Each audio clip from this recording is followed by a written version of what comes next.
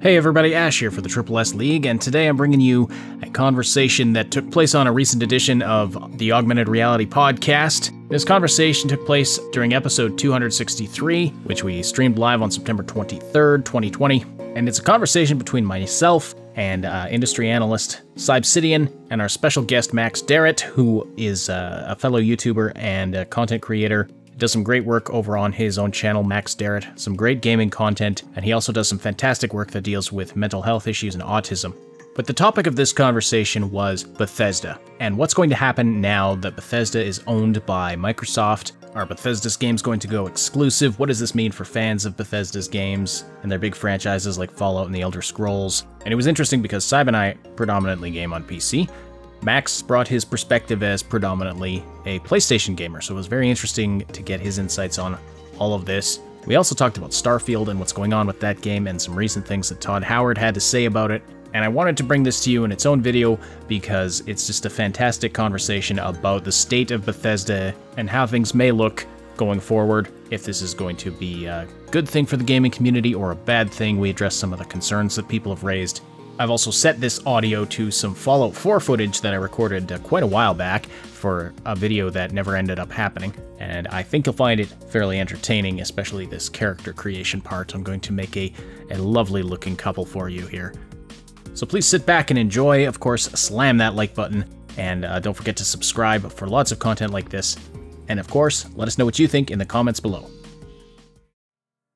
Of course, the big news this week is that Microsoft bought ZeniMax Media, the parent company of Bethesda, and that includes Bethesda Softworks, Bethesda Game Studios, and a host of other development companies, id Software, Arcane, and just a bunch of other development studios, Machine Games, producing series like Doom, Dishonored, Wolfenstein, and of course, two of Bethesda's biggest franchises, Fallout and the Elder Scrolls.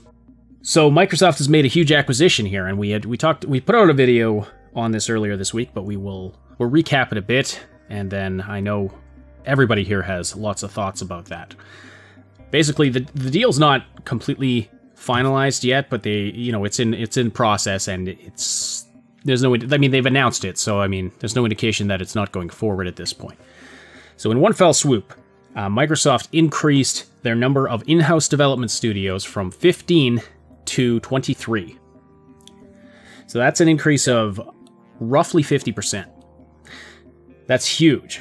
Plus, they now have, some of the biggest IPs in gaming under their umbrella. This is a massive move in their competition against Sony.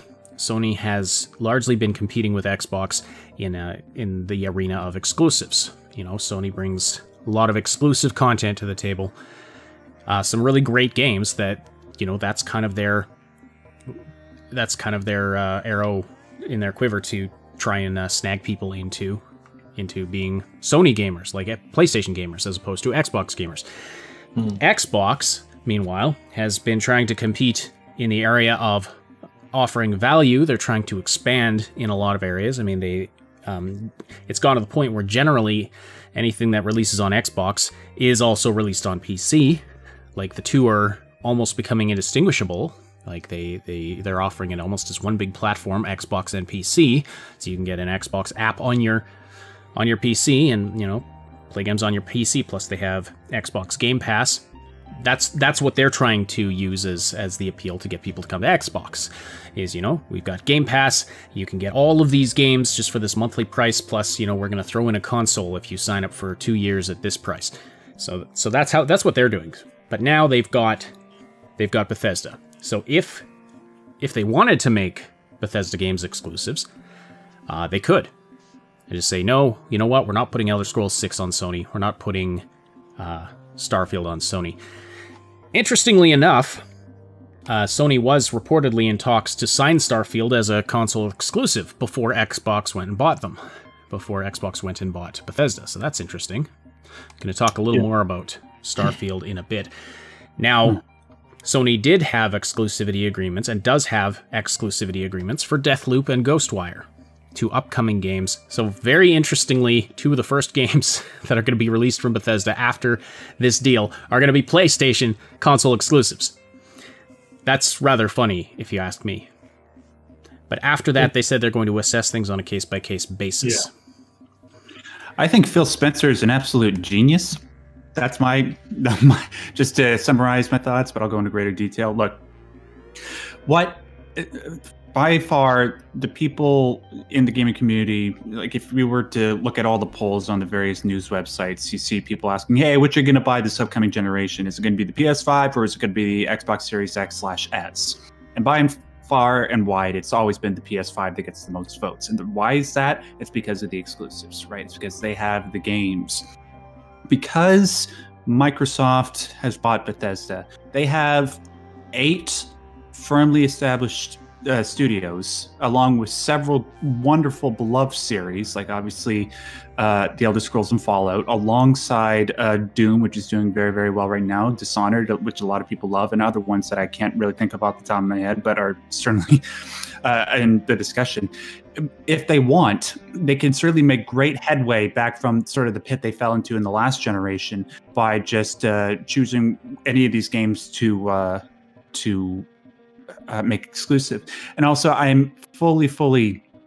have much more enthusiasm now for the eventual release of the game set. Well, there's only really 2 that I care about coming out right now, which are Starfield and The Elder Scrolls 6, because now that they have Microsoft backing them, and we all know that Microsoft has more money than Jesus, Allah, Buddha, and the Queen combined, they can funnel all that money into these studios, and they can buy all the staff that they need in order to get these games done not only faster, but at the same relative level of quality or even greater, because everybody was sort of worried about the direction that Bethesda was going down after Fallout 76. Now that this has happened, I'm totally happy about it. And there was one other thing. Oh yeah, the exclusivity thing.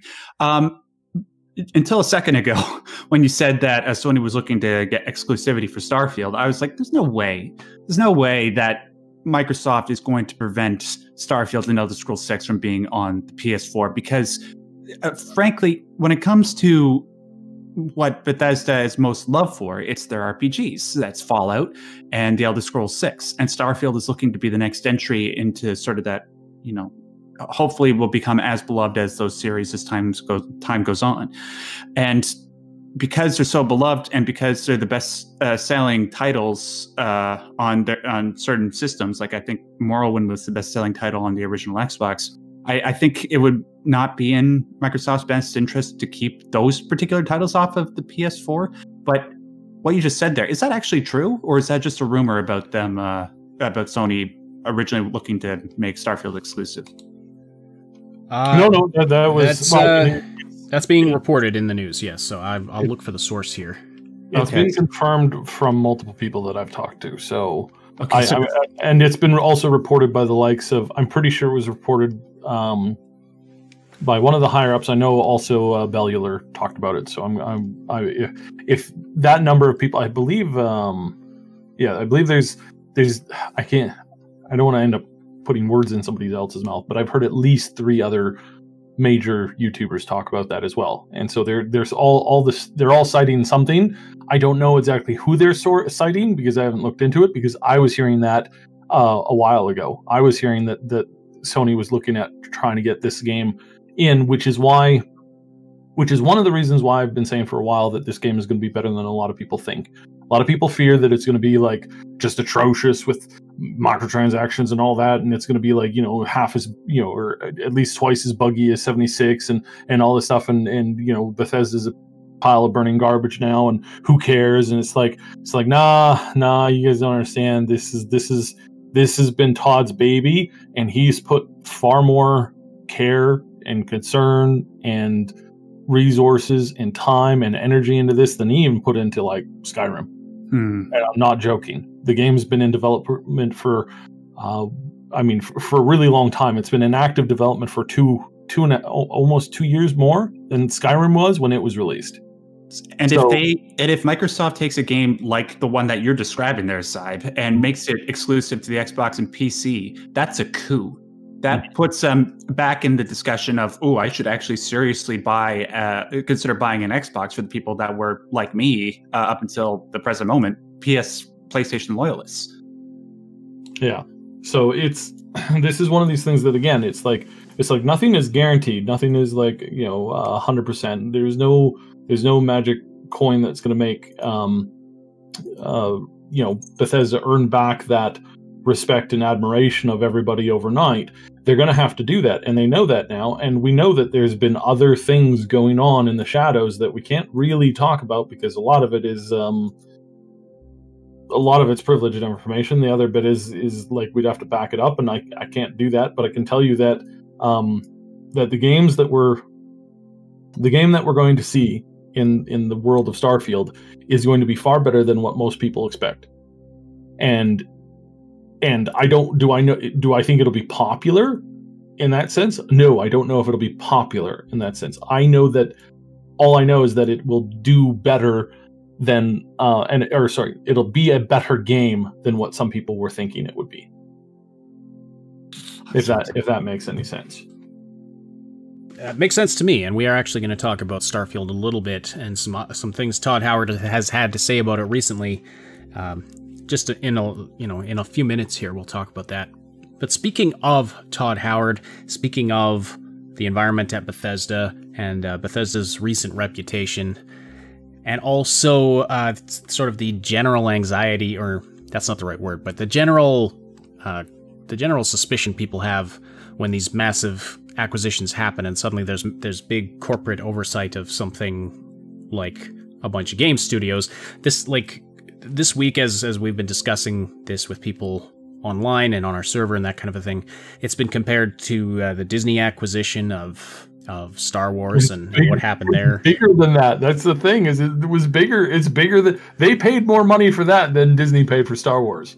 Yep. Right. So, but the point of that comparison was like, well, look what Disney did to Star Wars. This corporate involvement in art is not a good thing, which I generally agree with. But we talked about this on Saturday quite extensively, that the people at Microsoft know and understand that you cannot push art in, you can't corporatize art. They know that because of all the mistakes they ran into the last time this happened. And, and how much of a problem they had with that. So, yeah, I would encourage people to generally don't worry too much. You're gonna get more here than you think you are. However, there are some concerns that sound fairly reasonable. For example, some are concerned that Microsoft has not actually changed their ways. They're just trying to look like they've changed their ways to improve their reputation. And I was talking to a friend of mine who's not a massive gamer, but I was sort of describing the situation to him earlier today, and he said, well, even if that's true, that Microsoft is doing better in this department than they ever have, giving studios creative freedom, how long will that last? Because ultimately there are pencil pushers at the top who are going to want to see a certain number under that black line, and they may make decisions that aren't good in the future. Yeah, from what I have heard from everybody that I've talked to that's in the industry, that's connected to, not everybody that works there, but everybody that I know that works there, the word's all the same, and that's not Microsoft anymore. It was, and they almost lost everything because of it. But that's not them anymore, and that they learned their lesson painfully, because they were all about that TV, that TV. Remember that TV? People want to watch TV, right? TV movies. That's what you're buying a $700 console for, is TV and movies. Like, John Matrick, is that you? Yeah, right. Yeah, this is exactly why I say that Phil Spencer is an absolute genius. Not only is he providing the best value on the market with the Xbox Game Pass, and I'm saying that as somebody who is currently predominantly a PlayStation player, but he's also done all this. All right, so just a couple of clarifications, just to make sure nobody's getting the wrong idea here. This does not mean that every Bethesda game that comes out from here till Kingdom Come is going to be not available on PlayStation. Now, it could mean that they could decide to put, the next Elder Scrolls and Fallout and Starfield and every other game for every other series they own. They could just say, hey, this is Xbox exclusive, Xbox PC and Game Pass. They could decide to do that, but not necessarily. Phil Spencer said they'll take on other consoles on a case-by-case basis, so some of their games Could very well still come to Nintendo and to PlayStation. Will they? We don't know. I just want to say it's a gray area right now. Right. They have to be strategic about it. As Spencer said, it's going to be a case-by-case basis. But I'm just trying to think, like, over the next few years when they are going to be releasing the inevitable, like, Dishonored 3, that's got to be in the works, right? The sequel to Doom Eternal, Doom Eternaler, whatever the hell they call it. Excuse my language. Sorry. Like, which of those properties do you think are inevitably going to be Xbox exclusives or Xbox PC exclusives? I think going forward, you're gonna. So this is the scenario I envision. I envision two scenarios here. Either case, current, because I really want to make this extremely clear. Current PlayStation is not the PlayStation of 5 years ago. It's not the PlayStation of 4 years ago. It's barely the PlayStation of 3 years ago. PlayStation of today is not your friend. They are not your buddy. They are not somebody who wants to bring you good games. They are people who want to control everything that you do and that you see. And you might say, "Saad, that's ridiculous. You're obviously just really butthurt over something." No, I'm not. I'm not a console fan in general, but that doesn't mean that I'm not cognizant of trying to like pass on like accurate information. Sony in general has moved away from their core fan base. They've moved away from their core games, and they've moved away from what made them them. They're not a Japanese company anymore. They are an American West Coast company that's interested in the same things that Google and YouTube and a bunch of Apple and Twitter and all these. It's the same people. It's the same people that are hobnobbing with the same people. They don't have a primarily Japanese board anymore. It's now mostly American corporate types from said companies. So they are not your friends anymore. They're not now. Hopefully we can get them back there. And what this has done is this has put them in the checkmate position because they've got one of two options.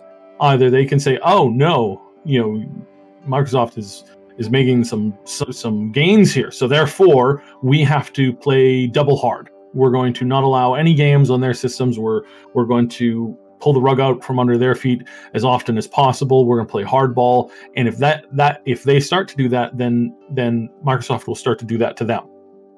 So imagine every major studio now that makes good PlayStation games that are not owned by Sony suddenly being approached, which I can guarantee many of them have been. And they're saying, "Hey, why don't you come over to Microsoft? You can launch on the PlayStation, you can launch on the PlayStation if you want, but you can also launch on the Xbox, and you can also launch on the PC and even mobile markets, and we'll help you with all of those." Or you can stay with Sony and cater to their fraction of a market now. More and more people will say, "Well, that's a very interesting theory," and then they're going to go for that. But the harder that Sony pushes it back against it, the more they're going to put themselves in the corner, because eventually Microsoft's going to be done playing nice. They're going to say, "Well, we wanted a room for everybody at the table, but because you're not doing that, we're not going to do that with you anymore." And then suddenly, like that, halfway through this generation, you're going to have 1/4 of the games releasing on the PlayStation that are releasing exclusively on the Xbox. They're going to have their studios that they own, and that's it. And that's going to be the end of the road for them. And that's going to hit them and their fans pretty hard. That's one way that they can do it. Or they can say, all right. Let's actually like play fair and go with that vision of guy who hosts the Game Awards. Keighley wanted them all on stage giving out the Lifetime Achievement Award, and they can start to play like that. Nintendo, Microsoft, and PlayStation. And having all three of them on the table or on the stage at the same time, handing out Lifetime Achievement Awards. I think that's a pretty good way to go about it, and that's clearly that some people are interested in that. And I want good competition. I don't want Sony to be ground into the dust. I want them to be a check mark against other big corporations in the industry, because we're also going to have to contend with Amazon at some point when they come up with their thing. So yeah, I don't want to have 5 different things in my room. I want to have just one. That's because I'm crazy, but I also don't want to have it be a bad thing to have somebody else who's got 5 things in their room and they enjoy all those 5 different things. So That's kind of the way that I'm seeing it. Is basically they're backed into a corner here with this move, because this move just signals all the other moves that Microsoft is going to continue to make, because they have now, like a year and a half ago, you could have said, are you really sure that Microsoft's just not going to call it in and just kind of cut off the Xbox thing and just let them go their own way and fizzle out? Or do you think they're going to double down on this? And I could honestly say 3 years ago, I have no idea. They're in a really bad place right now, and I don't know if they can recover. Like, what was it, 3 years ago, 4 years ago, we were looking at the Scalebound thing? Like, what a debacle that was. And the leadership there was just garbage people, just trash, who didn't understand gamers. Then suddenly they bring in a new head, they start doing a whole bunch of this new stuff, things start changing, it starts moving around. We've got, them saying, look, art is not something that we can create, that we can corporatize. You have to, it's like startup companies. You invest in 8 or 10 of them, and 8 of them will go bankrupt, and 2 of them will be the best thing that you've seen in a very long time. Like, that's how that kind of industry works. It's very high risk, but very high reward if you let people do what they do best, which is just create and get out of their way. Help them, give them a little bit of structure, but not very much, just a little bit of structure, and then just let them do what they do best, and help them to do as much of that as they possibly can without giving into insanity. And that's kind of how I see it, is that Microsoft's saying that they're willing to do this now, and Sony's not. And so now suddenly we have a couple of very big problems on our hand for Sony, because they can't outpace Microsoft with that budget. They can't go around buying up giant packs of studios for $5 to $10 billion. Like, they're just not capable of that, period. They're going to have to start to step up and say, okay, let's make a good system in which we can all share, as equally as we can, making sure that the consumer is the happiest. That's their best move. That's everybody's best move, because if you do that, then you make a customer out of pretty much everybody in the world, and you keep them very happy and you keep them very engaged in your service. The minute you start saying, no, this isn't for you, that stupid line that what's his face, who was running Xbox, nine, almost 10 years ago, said, well, if you can't buy the always on Xbox, then you just have to be happy with the previous generation of Xbox. Screw you. It's like, who the hell do you think you are? It was going to brick itself if it didn't get to log in once a week. Like, what kind of crazy person are you? That's the kind of people that we don't want in the industry by a long, long ways. And thankfully, most of them are out at Microsoft. And unfortunately, more of those people are now finding new jobs over in new companies, and that includes Sony. So, yikes. So I think that we've covered most of the ground on the Microsoft Bethesda thing, but in the wake of all of this, Todd Howard did talk about Starfield a little bit, and I wanted to draw attention to it because there's been a big news drought for Bethesda. We just have not heard about their upcoming stuff at all, and it may have had a lot to do with this deal. It definitely had to do with this deal, and I suspect strongly that this has been going on for at least the past 6-7 months, and basically everybody like Pete and Todd and a couple other people just basically they breathed a sigh of relief, because they didn't have to show anything this year on any of the events going on. They just had to do basically a show up and say, hi, we're here, and here's the next Doom thing that everybody knew was coming. I think they probably could have updated on almost all of their projects, actually. I think they probably could have updated on a significant number of them, and that they didn't because this deal was in the works, and they decided, hey, why rush this? Why try and make a change for this when we know that we don't have to? And our plan is to now kind of like see where this goes. If we get bought out, great. Then we're going to have a couple months of restructuring, and then we're going to make a slew of new announcements. I think they're probably going to run the table. I think it's too late for them to do it now. I think they're going to run the table in 2020 or 2021. I think they're going to run the table in 2021 with their announcements. So I think we're going to see a huge polished Starfield. We're going to see a massive push with a bunch of their other titles. We're going to see a bunch of different things coming out. God, please, whatever happens, please, can we get a totally revamped and reimagined Commander Keen? please, for the love of God, for all that is holy, can we please get another true to the original IP? Yeah, not this true to the original IP. Not this garbage they're trying to push out. Mobile garbage. Oh, what absolute! It looked ridiculous. Garbage. Anyway, Todd took the opportunity as he was responding to this deal of Microsoft purchasing ZeniMax he talked about their long-standing relationship with Microsoft and Xbox and the advances they've made sort of together in partnership, and they do have a long history.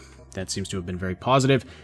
And he also took some time to talk about Starfield and some of the new technologies they're bringing into that game. And we've talked about this for a long time, Saib. You've been saying they've overhauled their engine.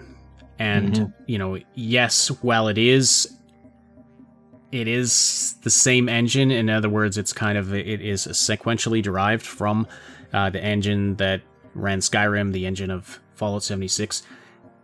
It's going to be a lot different. And so Todd has gone on record saying this is the largest engine overhaul since Oblivion. With generational leaps, not just in graphics, but also in CPU and data streaming. And, highly optimized for the vast worlds that they love to create.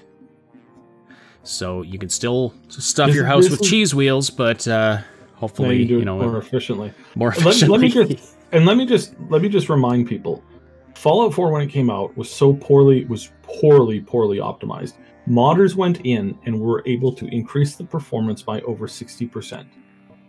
I want you to think about that. These are modders doing this.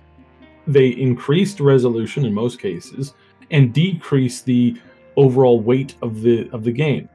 Now, again, I have been a strong proponent that they should just hire these people, if not, full-time, then at least a part-time consultant.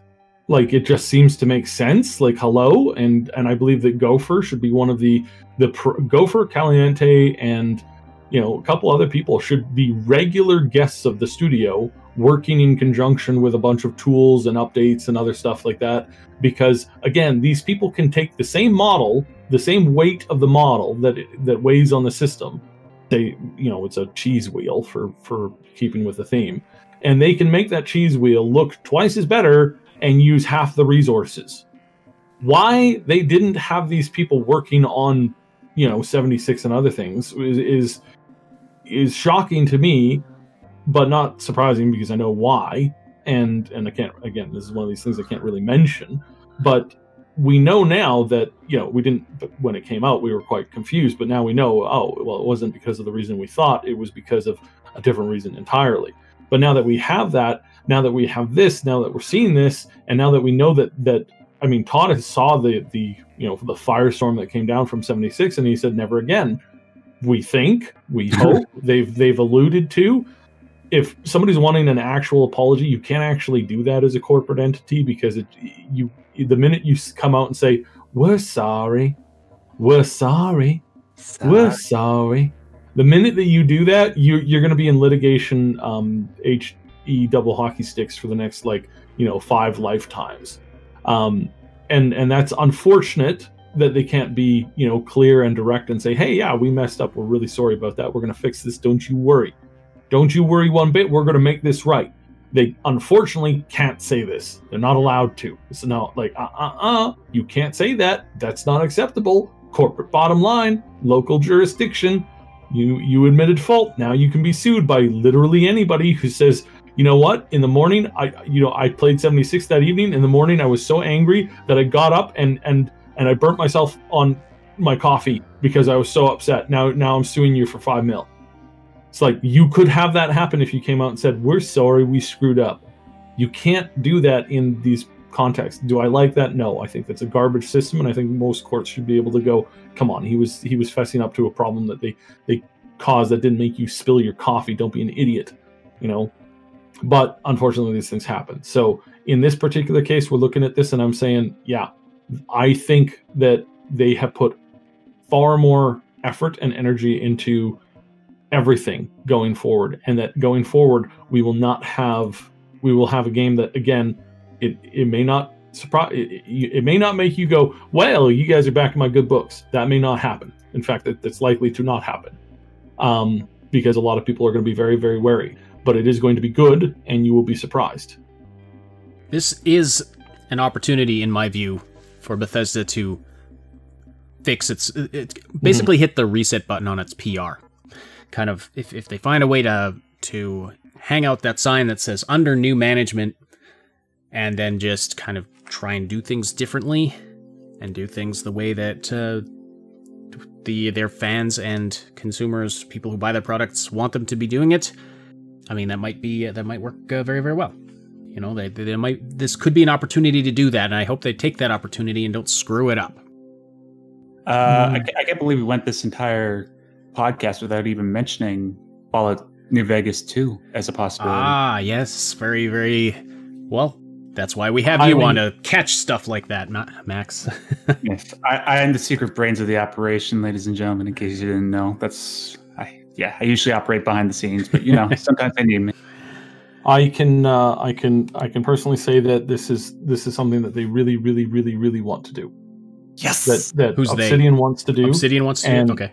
Obsidian wants to do it. They've always wanted to do it. They've always wanted to continue. They are not afraid to say so. They're not afraid to say, "Hey, look, this is something that we want this." There's still some bad blood there. There's still some hurt feelings. There's still some other problems. A handful of upset people, of course, but they love that world, and they love that world dearly. And now is the perfect opportunity, because there has been no long-term plans made for the future of Fallout, the future world of Fallout. Right now they're just engrossed in the old world of Fallout, the 76 world. So because they're still willing to work on this, and because they want to work on this, they do like their Outer Worlds. They're pretty happy with that went, but I think if they are given the opportunity of working on a New Vegas 2 with basically Microsoft saying, "Hey guys, you get to make whatever you want.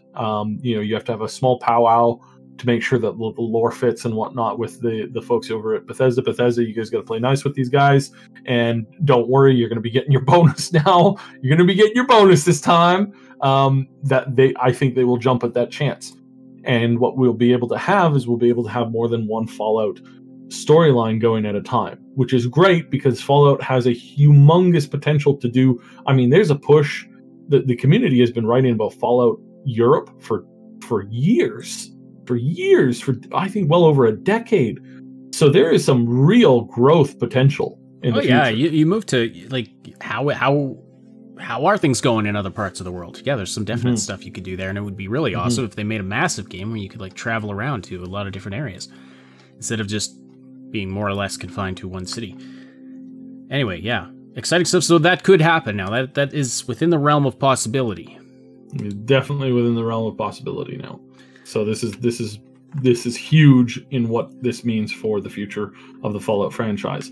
And then, yeah, there's so much to think about. There's so much to see here. If you think about the resources that Microsoft has, if they wanted to expand the Fallout franchise, they could have studios working on isometric top-down ones like Fallout 1 and 2, and the 3D first-person, third-person ones, like in the vein of Fallout 3 and 4, and maybe something else. Like you could potentially have multiple Fallout games in development at the same time if they work that out with Bethesda. If they figured out a way to do that, put some resources behind it, it might not be just Bethesda putting out a Fallout game every 10 years. There might be more. There might be more they could do with that. Thanks so much for watching. Don't forget to like, sub, and hit that notification bell, and then check out some of these other videos. Find the link to our Discord server and other important stuff in the description below.